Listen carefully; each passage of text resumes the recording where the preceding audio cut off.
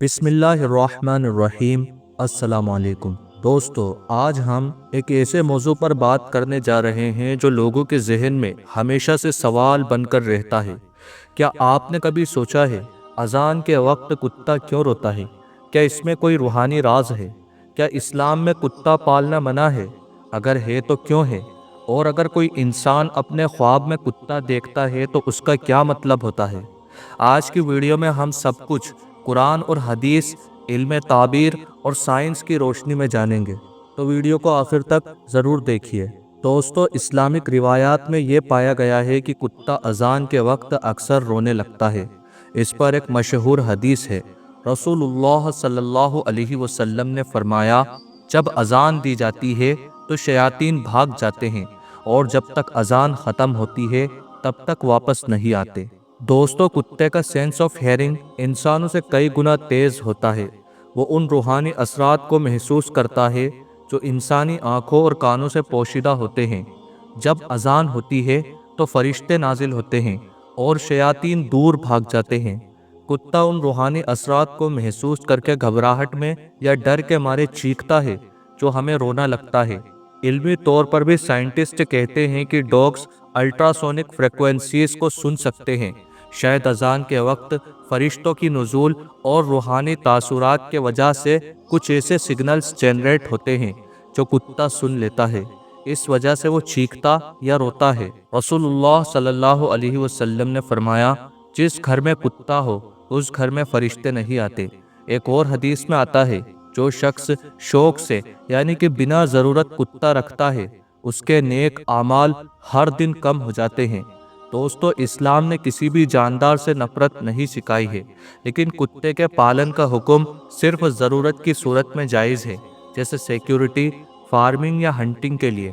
Science نے بھی کچھ ایسے نقصان بتائے ہیں جو کتے کو گھر میں پالنے پر سامنے آتے ہیں۔ دوستو، کتے کو پالنے سے زوونوٹک ڈیزیزز ہوتی ہے۔ کتا ریبائز، رنگ ورم اور پیرو جیسی بیماریاں انسانوں میں پھیلا سکتا ہے۔ الرجی اور استھما کی بیماری ہوتی ہے۔ ڈاگ ہیئر اور سلائیوا میں پروٹینز ہوتے ہیں جو الرجی اور استھما کو ٹریگر کرتے ہیں۔ کتوں سے فلیس، تھک اور وارمز انسانوں تک آسانی سے پہنچ جاتے ہیں۔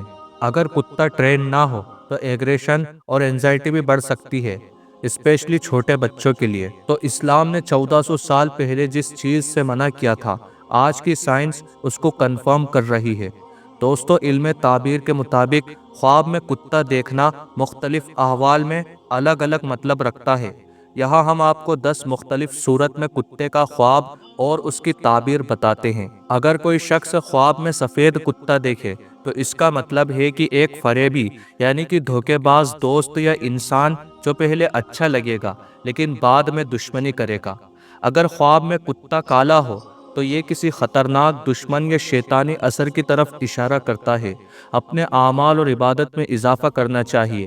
اگر خواب میں کتا بھونک رہا ہو تو یہ کسی بے ادب یا بد زبان شخص کی طرف اشارہ کرتا ہے جو آپ کو ذلیل کرنے کی کوشش کرے گا۔ خواب میں اگر کتا کاٹ لے تو یہ کسی قریبی دشمن کے اٹیک یا دکھاوا دوستی کے بعد دھوکہ ملنے کی طرف اشارہ کرتا ہے۔